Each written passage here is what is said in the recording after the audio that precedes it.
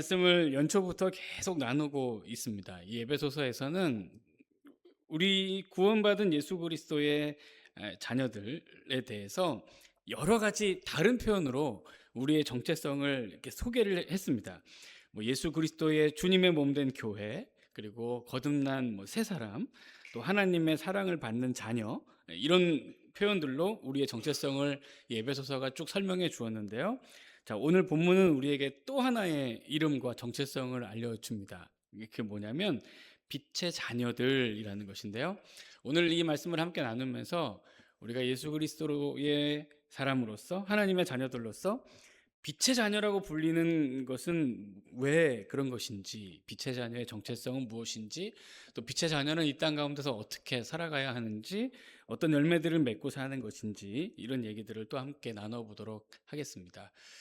항상 하나님의 말씀은 우리에게 주시는 생명의 말씀인데, 이 말씀은 단순히 듣고 깨닫고 지식이 되라고 주시는 것이 아니고, 이 말씀대로 듣고 살으라고, 또 살아서 변화라고 주시는 하나님의 말씀이니까, 말씀을 잘 듣고 말씀의 의미를 잘 이해하고 깨달은 하나님의 말씀대로 살아낸 후에 말씀대로 정말 삶이 변하는 그런 은혜가 있으시기를 예수님의 이름으로 축원합니다. 자, 오늘 본문의 말씀은 우리를 빛의 자녀로 규정하면서 빛의 자녀들은 이렇게 살아야 합니다라고 설명하며, 일단 하지 말아야 할 것들이 있다고 언급을 합니다. 자, 3절을 보면 음행과 온갖 더러운 것과 탐욕은 너희 중에서 그 이름조차도 부르지 말라. 이는 성도에게 마땅한 바니라고 합니다. 자, 하지 말아야 한다고 하면서 세 가지를 언급하죠. 음행과 더러운 것과 탐욕입니다. 자, 이 세 가지를 바울이 하지 마라고 요구하는 정도가 아니고 이름조차도 부르지 마 이렇게 얘기를 하는 겁니다. 그냥 아예 입 밖에도 내지 마. 굉장히 강하게 이야기하고 있는 것이죠. 자, 이 음행이라는 것은 무엇이냐면, 전에도 한번 이야기한 적이 있는데, 혼인 관계에 있는 사람이 아닌 모든 사람과의 관계가 다 음행입니다. 그러니까 주민센터에 가서 등본이나 가족관계 증명서를 뗐을 때 거기에 남편 혹은 아내로 등록되어 있는 그 남자와 그 여자를 제외한 어떤 사람과의 육체적이고 정서적이고 감정적인 교류와 관계를 전부 다 음행이라고 합니다. 다시 한번요. 하나님께서 허락해 주신 나의 배우자, 호적에 등록된 그 사람과의 관계가 아닌 모든 사람과의 육체적이고 정서적이고 감정적인 교류는 전부 다 음행입니다. 특별히 이 단어가 음행이라는 말도 있고, 그 거리에 몸 파는 여인과 몸을 합하는 율락과 매춘의 의미도 담고 있는데요. 당시 이 에베소라는 도시 자체에 정욕의 여신, 풍요의 여신이라고 알려진 아르테미스 신전이 있었기 때문에 이 신전에서 부정한 관계들을 즐기는 것이 이렇게 보편적이었던 것이어서 음행하면 안 된다 하는 얘기들을 이 당시 성도들은 더 잘 알아들었을 것입니다. 사랑하는 성도 여러분, 음행은 이름조차도 낼 것이 아닙니다. 예수 믿는 사람들에게 절대 있어서는 안 될 일이에요. 어떤 경우에도 배우자 이외의 모든 관계는 허락된 바가 없습니다. 이것을 우리는 꼭 기억해야 합니다. 사탄은 예나 지금이나 성적인 부도덕을 교도보로 삼아 성도의 영혼을 더럽히고 교회 공동체의 질서를 파괴하는 전략을 아주 효과적으로 구사하면서 잔인하게 주님의 몸된 교회와 성도들을 공격합니다. 이 공격에 속절없이 무너지면 안 됩니다. 입에 오를 만한 거리도 되지 못하는 심각한 죄악이라는 것을 반드시 기억해야 합니다. 자, 또 한 가지는 온갖 더러운 것이죠. 사실 이 더러운 것도 성적인 타락을 의미하는 그런 단어입니다. 근데 한 단계 더 나가서 성적인 타락에 이르기까지 한 인생이 망가져 있는 여러 가지 종합적인 죄의 복합체의 모습을 이 더러운 것으로 규정하고 있습니다. 그러니까 여러 가지 어떤 죄악들이 같이 다 맞물려 가잖아요. 그러니까 우리가 간음의 어떤 음행의 죄를 짓는다고 하면 여기에는 필수적으로 거짓말이라는 게 따라오겠죠. 예. 뭔가를 숨기고 은폐할 테니까. 그리고 가식과 위선의 탈도 쓰게 될 겁니다. 그러니까 그냥 음행이라는 죄 하나만 짓는 게 아니에요. 여러 가지 죄의 복합적인 모습들이 다 나타나는 거죠. 그러니까 그 모습을 전체적으로 지켜보면 지저분하기 짝이 없는 것입니다. 그래서 온갖 더러운 것도 반드시 금해야 할 것, 아주 입 밖에도 내서는 안 될 것이라고 철저하게 규정하고 있습니다. 또 한 가지 죄는 무엇이냐면 탐욕입니다. 탐욕. 이 탐욕도 사실은 성적인 타락과 긴밀하게 연관이 되어 있고요. 절제하지 못하는 음욕을 가리키는 표현이기도 합니다. 예. 자, 지금 제가 음행을 설명하면서 배우자가 아닌 사람과의 모든 관계를 음행이라고 규정한다고 말씀드렸습니다. 예. 여러분, 배우자가 아닌 사람과의 관계를 갖고 싶은 마음은 어떻게 설명할 수 있죠? 예. 아니, 내 것이 있잖아요. 내 것. 하나님께서 나에게 주신 것, 나에게 허락하신 것. 그 이상의 것에 눈길과 마음이 간다는 것은 탐욕이죠. 예. 비단 성적인 욕망만을 가리키는 것이 아닙니다. 재물이나 명예 등 하나님께서 내게 허락해 주신 모든 것에 만족하지 못하고 그 이상의 것을 바라고 실제로 그 바라는 것을 가질 수 있기 위해서 생각하고 계획하고 애쓰는 통제불능의 모든 욕심들을 전부 다 탐욕이라고 말합니다. 사도 바울은 이 세 가지 죄를 반드시 입 밖에도 내지 말라고 철저하게 경계하고 있습니다. 자, 5절을 보면 음행과 온갖 더러운 것과 탐욕은 너희 중에서 그 이름조차도 부르지 아니 다시 한번 볼게요. 5절 보면 너희는 정녕 이것을 알거니와 음행하는 자나 더러운 자나 탐하는 자 곧 뭐라고 하죠? 우상 숭배하는 자로 규정합니다. 음행하는 자, 온갖 더러운 것이 있는 자, 그다음에 탐욕스러운 자를 가리켜서 우상 숭배자로 여깁니다. 하나님은. 예. 자, 우상을 숭배한다는 것이 무엇입니까? 하나님이 아닌 다른 것에 마음과 생각을 뺏기는 것이죠. 자, 우리가 우상 숭배와 관련해서 한 가지 가질 수 있는 쉬운 오해가 있는데 그것이 무엇이냐면 하나님보다 다른 것을 좋아하고 사랑하는 것을 우리가 흔히 우상 숭배라고 생각하는데 하나님보다 다른 것을 귀하게 여기고 사랑하는 것이 우상 숭배가 아니고요. 하나님이 아닌 다른 어떤 것이라도 마음에 품으면 그 자체로 우상 숭배입니다. 하나님보다 다른 것을 더 사랑하는 게 아니고 하나님이 아닌 다른 것에 어떤 것이라도 마음을 뺏기면 그게 우상 숭배라는 거예요. 나는 하나님도 좋아하는데요. 그게 아니에요. 예. 하나님이 아닌 어떤 다른 것이라도 그 마음에 품는 것은 전부 다 우상 숭배의 죄입니다. 자, 좀 전에도 설명했는데요. 성적인 부도덕 음행의 죄에 빠지는 이유가 무엇입니까? 하나님이 내게 주신 내 배우자에 만족하지 못하는 탐욕이죠. 온갖 더러운 죄의 흔적들은 어디에서 묻어옵니까? 하나님의 은혜의 손길에서 떠날 때 이 죄의 흔적들이 묻어납니다. 탐욕은 왜 생기는 거죠? 하나님께서 내게 주신 것들에 만족하고 감사하지 못할 때 생기는 것입니다. 즉, 내 인생의 공급자요, 내 인생의 주관자이신 하나님을 신뢰하지 못하고 하나님의 은혜에 만족하지 못하니까 이웃을 짓밟고 관계를 파괴하고서라도 원하는 것을 얻고자 하는 죄를 짓게 되는 것입니다. 이 모든 것들이 버려야 할 온갖 종류의 더러운 것입니다. 이런 것들은 결코 우리 그리스도인들에게 어울리는 삶의 모습이 아니라고 사도 바울은 분명히 이야기하고 있습니다. 자, 하지 말아야 될 것들이 더 있어요. 자, 4절 보면 언어의 문제를 또 지적합니다. 누추함과 어리석은 말이나 희롱의 말이 마땅치 아니하니 오히려 감사하는 말을 하라고 했습니다. 자, 여기 누추함이라고 번역을 했는데 누추한 말입니다.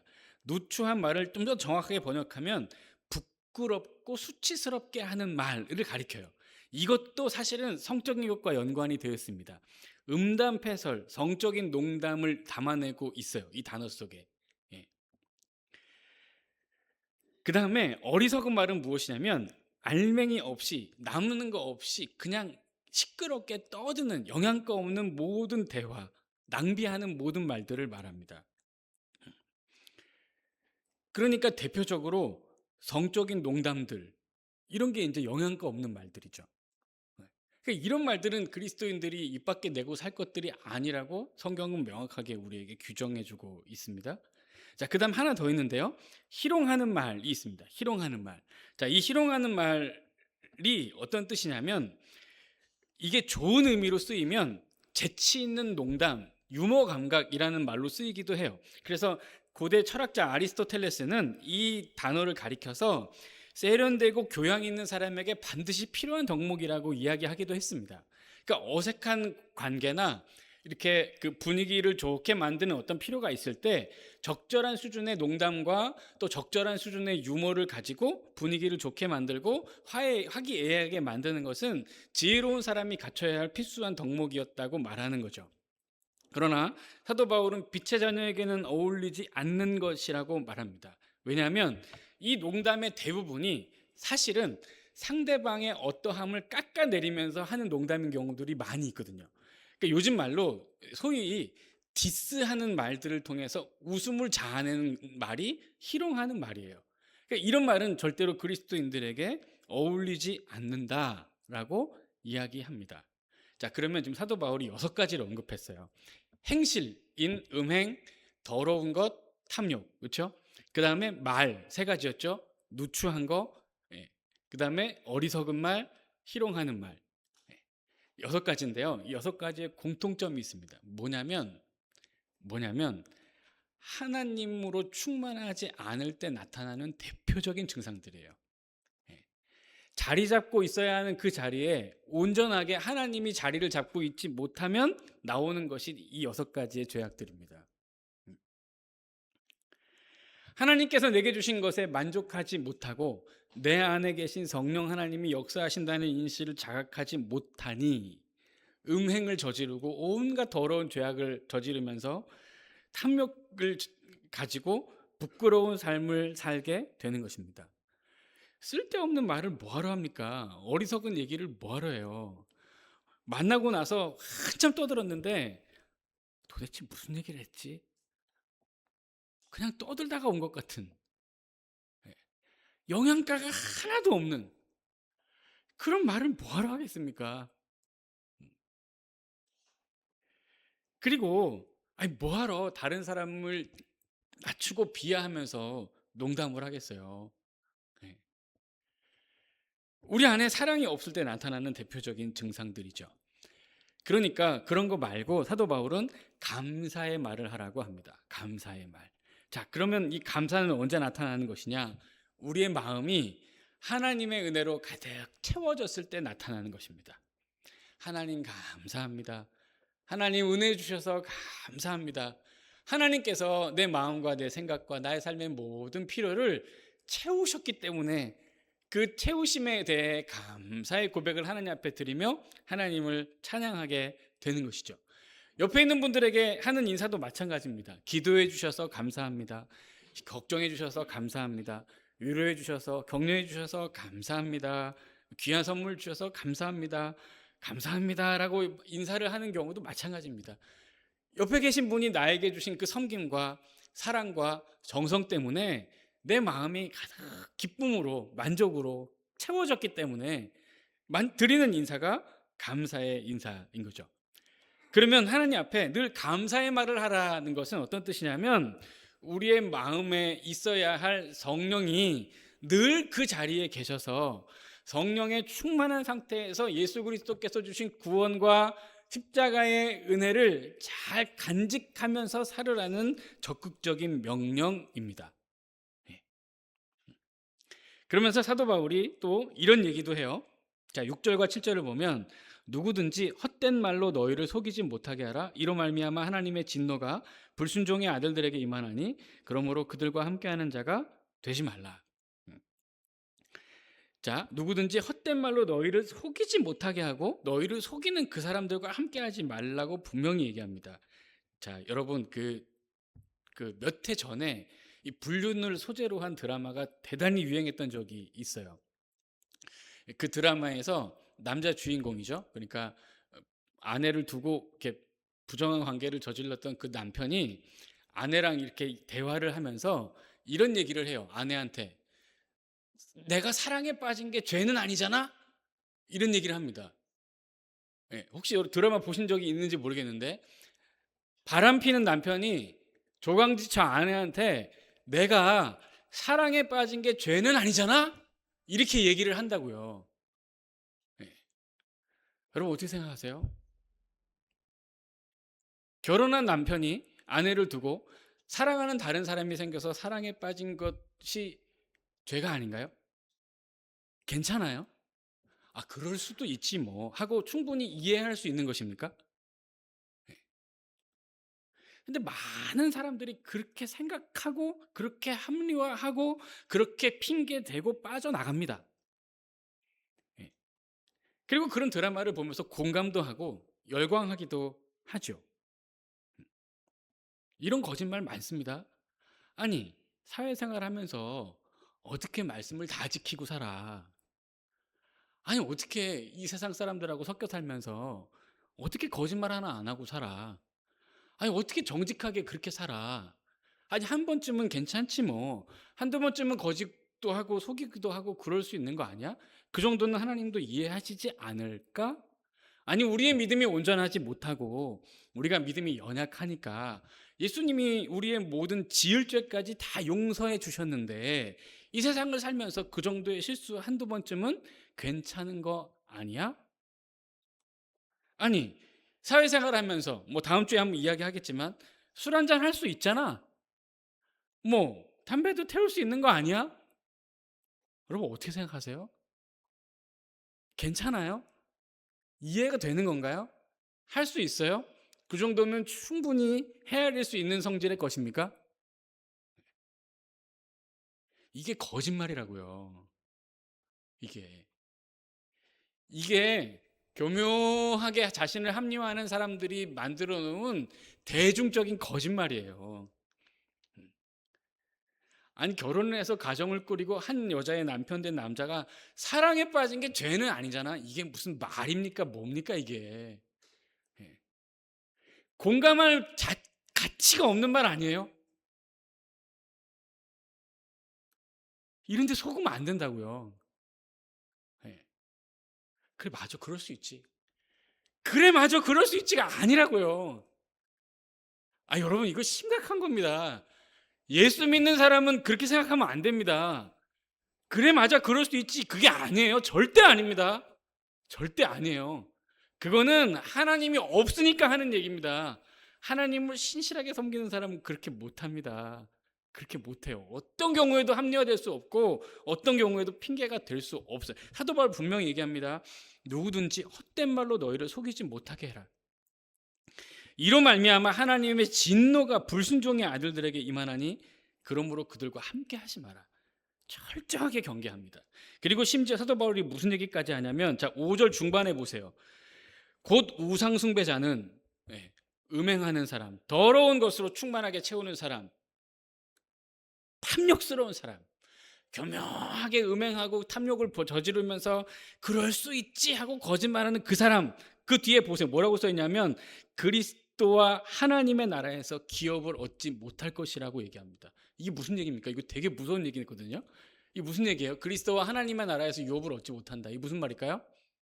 나중에 천국 못 간다는 얘기입니다. 영혼은 지옥불에 던져진다는 거예요. 심판받게 될 거라는 겁니다. 무슨 얘기죠? 예수 믿는 사람이 아니란 얘기입니다. 예수 믿는 사람이 아니래요. 예수 믿는 사람이 그럴 수 있지가 아니고 그런 사람은 예수 믿는 사람이 아니라는 것이 성경의 가르침입니다. 그러니까 여러분 타협하시면 안 돼요. 그럴 수 있지 하고 문을 열어놓으면 안 됩니다. 얼마든지 그럴 수도 있는 거 아니야라고 스스로 나를 내가 감싸고 나에게 관대하게 대하면 안 됩니다. 그럴 수 없는 거예요. 예, 그럴 수 없어요.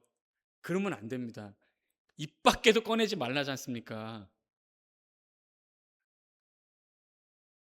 그러면 안 됩니다. 꼭 기억해야 돼요. 그러면 안 돼요. 예. 물러설 여지가 없습니다. 그러면 안 됩니다. 분명히 기억하셔야 돼요. 안 돼요.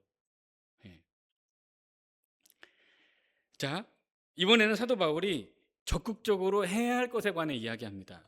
자, 8절을 보겠습니다. 8절을 보면 오늘 본문 전체가 지향하는 지점이에요. 너희가 전에는 어둠이더니 이제는 주 안에서 빛이라, 빛의 자녀들처럼 행하라고 했습니다. 자, 여기서 사도 바울은 우리의 정체성에 대해서 이렇게 얘기합니다. 빛의 자녀, 빛의 자녀. 예. 이것은 빛을 조금 가진 사람이라는 뜻이 아니고요. 빛 그 자체다라고 우리의 정체성을 규정하는 말입니다.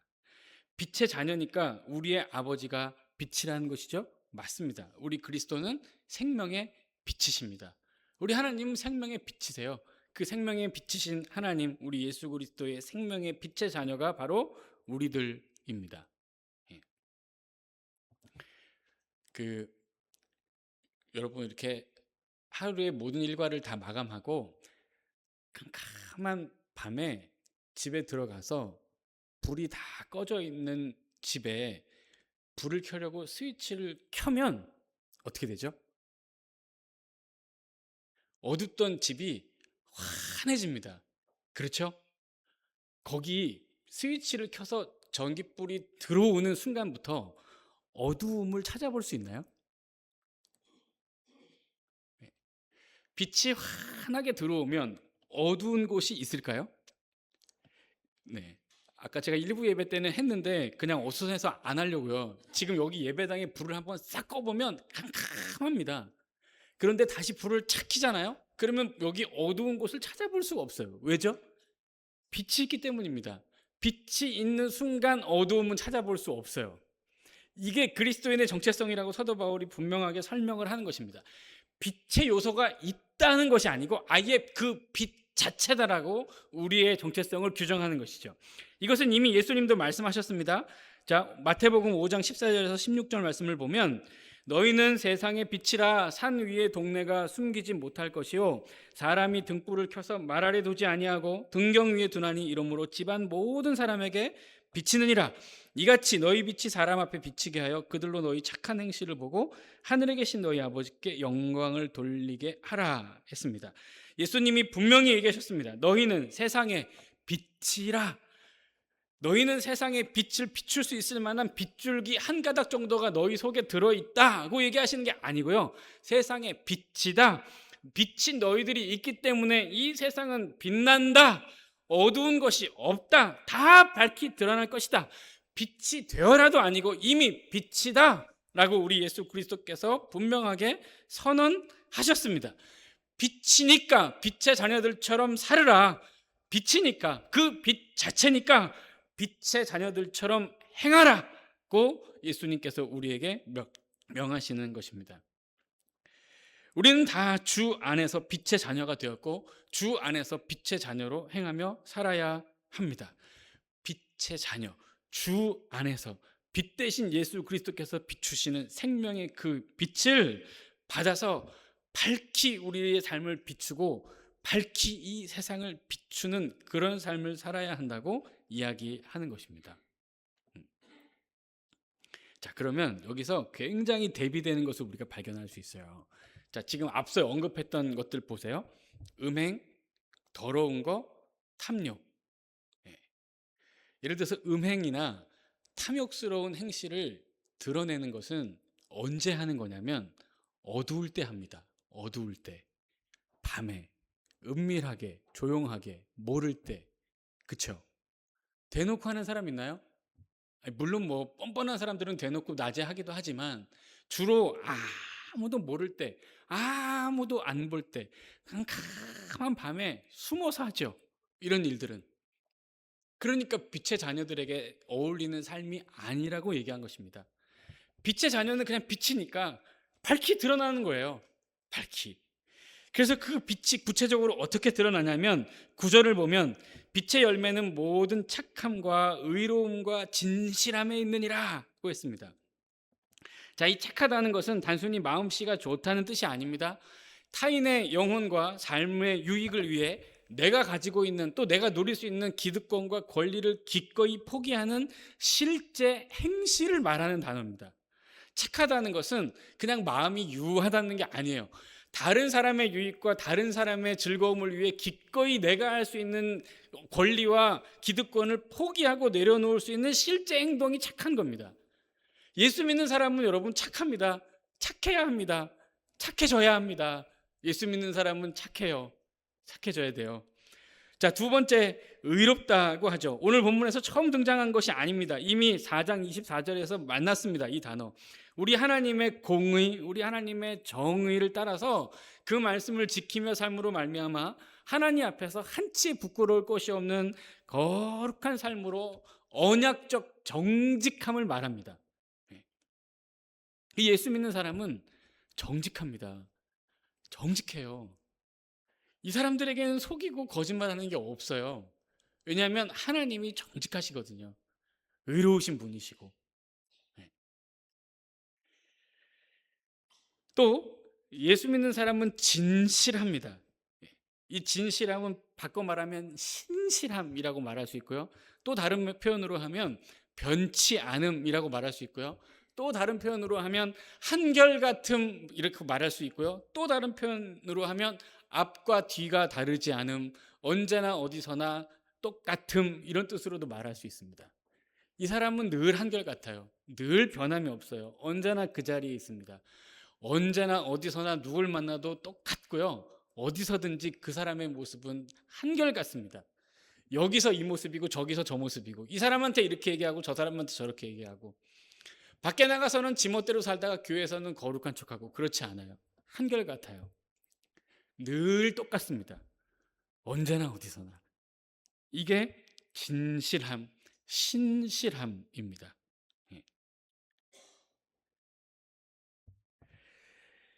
이 착함, 의로움, 이 신실함, 진실함은 우리가 이렇게 쥐어짜내는 고행을 통해서 이루어낼 수 있는 게 아니에요. 사도 바울은 뭐라고 얘기하냐면 빛의 열매는 착함과 의로움과 진실함이라고 말합니다. 이건 열매라는 것입니다. 빛의 자녀들에게 자연스럽게 예수 그리스도의 은혜를 공급받아 생겨나는 그냥 자연스럽게 맺는 삶의 열매들이라는 것이죠. 예수님이 말씀하신 것처럼 열매로 아는 거예요. 우리가 예수를 잘 믿는 사람인지 아닌지, 진짜 빛의 자녀인지 여전히 어둠 가운데 머물러 있는 사람인지, 정말 신실한 하나님의 자녀인지 아니면 여전히 사단과 죄에 눌려 있는 사람인지 열매로 아는 겁니다. 음행과 거짓과 부도덕과 희롱하는 말과 죄악된 입술이 우리의 삶에서 나타난다면 우리는 빛의 자녀가 아닌 거죠. 빛의 자녀들에게서는 이런 것들이 나타날 수 없습니다. 그러나 착하고 의롭고 진실한 삶의 모습이 우리 속에서 나타난다면 우리는 빛의 자녀가 틀림없습니다. 중간이 없어요, 여러분. 중간이. 중간을 얘기하는 것은 헛된 거짓말입니다. 자, 10절에서 13절에 이어서 사도 바울이 계속 이야기합니다. 주를 기쁘시게 할 것이 무엇인가 시험하여 보라. 여기서 시험하여 보라 하는 말은 분별해 봐라, 생각해 봐라 이런 뜻입니다. 너희는 열매 없는 어둠의 일에 참여하지 말고 도리어 그것을 책망해라. 그들이 은밀히 행하는 것을 말하기도 부끄러운 것들이다. 그러나 책망받는 모든 것은 빛으로 말미암아 드러나니 드러나는 것마다 빛이다. 주를 기쁘시게 할 것이 무엇인가 잘 생각해 보고 분별해 보라는 것입니다. 여러분 생각해 보세요. 주님을 기쁘시게 하면서 살기를 원하십니까? 주님의 기쁨이 되는 삶이 여러분들의 삶의 목표와 기도의 제목이십니까? 맞아요? 그러면 생각해 보세요. 주를 기쁘시게 하려면 어떻게 살아야 되는지. 음행과 거짓과 온갖 추악한 죄를 저지르면서 주님을 기쁘시게 하는 삶이 되기를 주여 원합니다 라고 기도하면 가식이죠. 위선이죠. 그들이 은밀하게 하는 것들은 다 말하기도 부끄러운 것, 말하기도 부끄러운 것들 아닙니까? 말하기도 부끄러운 거 아니에요? 여러분 음행과 거짓과 온갖 더러운 거, 탐욕스러운 거 이거 말하기도 부끄러운 거잖아요. 이거 어디서 고개 당당히 쳐들고 사랑하는 게 죄는 아니잖아요. 어디서 이런 얘기를 합니까? 부끄러운 줄 알아야죠. 어디서 이런 얘기를 함부로 합니까? 그러고는 뭐 이렇게 당당하다고 고개 들고 다니고 사람들을 설득한단 말이에요. 그럴 수 없죠. 음. 13절 보세요. 그러나 책망을 받는 모든 것은 빛으로 말미암아 드러난다 하는 겁니다. 드러난다. 드러납니다. 어두운 것은 빛이 있으면 다 사라지고 소멸되게 돼 있습니다. 드러나는 것은 빛입니다. 드러나는 것은 빛이에요. 결국 이 세상을 아름답게 하는 것은 교묘한 거짓말과 헛된 말을 하는 사람들이 아니고 예수 그리스도를 신실하게 잘 믿는 그리스도인들입니다. 그들로 말미암아, 우리로 말미암아 이 세상이 아름다워지게 되는 것입니다. 예. 사랑하는 성도 여러분, 이 시대와 이 세대가 참으로 패역하고 지저분하고, 다 예수 믿는 사람도 마찬가지, 안 믿는 사람도 마찬가지, 말세라고 이야기들 많이 합니다. 아름답고 살기 좋은 세상에서 살고 싶은 것이 우리 모두의 소망 아닙니까? 그러면 도대체 어떻게 해야 살기 좋은 세상, 아름다운 세상이 되겠습니까? 밝히 빛을 비추는 예수 그리스도를 믿는 사람들이 많아져야 하지 않겠습니까? 그러니까 우리가 하나님께서 이 세상 가운데로, 이 어두운 세상 가운데로 보내신 생명의 빛입니다. 생명의 빛의 자녀들이에요. 그러니까 생명의 빛의 자녀들이니까 어둠 속에 동화되지 않고 오히려 그 어둠을 쫓고 내몰면서 이 세상을 빛나게 만드는 존재들이어야 한다고 사도 바울은 우리에게 그리스도의 은혜를 통해 빛의 자녀의 신실한 삶을 잘 감당하라고 설명해 주고 있습니다. 자, 그러면서 14절에 굉장히 은혜로운 말을 하면서 이 단락을 마무리하는데, 자, 14절을 보면 그러므로 이르시기를 잠자는 자여 깨어서 죽은 자들 가운데서 일어나라, 그리스도께서 너희에게 비추시리라 하셨느니라 합니다. 자, 이 에베소서를 연구하는 많은 학자들이 이 14절을 가리켜서 초대교회 이 1세기 그리스도인들이 세례를 받을 때 불렀던 찬양의 가사라고 많이들 설명을 합니다. 세례를 받을 때 온 공동체가 이런 가사를 가지고 있는 찬양을 불렀다는 거예요. 그 공동체가 함께 부르는, 세례식 날 공동체가 함께 부르는 찬양의 가사가 이겁니다. 잠자는 자여 깨어서 죽은 자들 가운데서 일어나라, 그리스도께서 너를 빛으로 비추시느니라. 네. 여러분, 세례를 받는다는 것이 무엇입니까? 죄와 사망의 권세에 눌려서 죽은 자 같이 살던 우리에게 예수 그리스도께서 생명의 빛을 비춰주셔서 생명의 빛의 자녀로 거듭나게 되어서 이제 나에게 생명의 빛을 허락해 주신 예수 그리스도를 증거하고 그분과 함께 그분을 기쁘시게 하며 살겠습니다 라는 믿음의 고백을 드리는 것이 세례죠. 그 세례식 날 공동체가 함께 찬양을 하는 겁니다. 어둠 가운데 주저앉아 있었던, 어둠 가운데 잠자고 있었던, 어둠 속에 죽어가고 있었던 나의 영혼에 생명의 그리스도 예수의 빛이 비쳤으니 그리스도의 빛으로 일어나라. 이게 얼마나 아름다운 찬양입니까? 예수 그리스도의 은혜로 새로운 생분을 부어받은 그 믿음을 공동체와 함께 고백하면서 어둠 가운데 나를 살리신 생명의 그리스도의 빛이 내게 있으니 그 생명의 그리스도의 빛을 받아 일어나라. 일어나 그리스도의 빛을 바라고 일어나 그리스도의 향기를 드러내며 이 세상을 밝게 비춥시다 하는 것이 이 아름다운 믿음의 고백을 함께 나누는 공동체의 모습이었다는 것입니다. 사랑하는 성도 여러분, 우리 모두의 찬양의 아름다운 고백이 되어야 할 그 믿음의 고백이 아니겠습니까? 어두운 가운데 우리를 불러내서 우리를 살리신 그리스도의 생명의 빛이 저와 여러분들의 삶에 비쳤으니 어둠 가운데 있지 말고 빛 가운데 일어나 저 어두운 세상 가운데로 나가 생명의 빛을 비추고 그리스도의 은혜와 사랑을 전파하는 영광스러운 삶으로 하나님께 기쁨이 되는 그런 삶으로 주님께 영광 돌립시다. 이야, 너무너무 은혜스러운 찬양의 고백이 아닙니까? 사랑하는 성도 여러분, 음행, 탐욕, 우상숭배, 알맹이 없는 말, 희롱하는 모든 말들은 예수 그리스도를 믿지 않을 때나 예수 그리스도를 안 믿는 사람들이나 하는 것이고, 우리가 예수님을 알지 못했을 때 입고 있었던 옛 옷입니다. 다 벗어버려야 합니다. 우리에게 그런 것들이 남아있어서는 안 됩니다.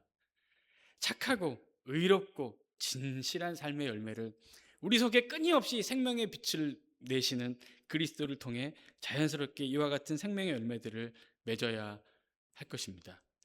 사랑하는 성도 여러분, 오늘도 우리는 이 예배를 마치면 어두움이 가득한 이 세상과 세대 속으로 가게 될 것입니다. 사랑하는 성도 여러분들의 믿음의 삶을 통해 이 어두운 세상이 환히 빛나는 은혜가 있기를 원하고, 여전히 어두운 가운데 소망 없이 죽어가는 인생들이 생명의 빛으로 나오는 놀라운 역사가 있기를 원합니다. 하나님 앞에 그렇게 값지게 쓰임받는 저와 여러분들, 우리 한남교회 되기를 예수님의 이름으로 축원합니다. 기도하겠습니다.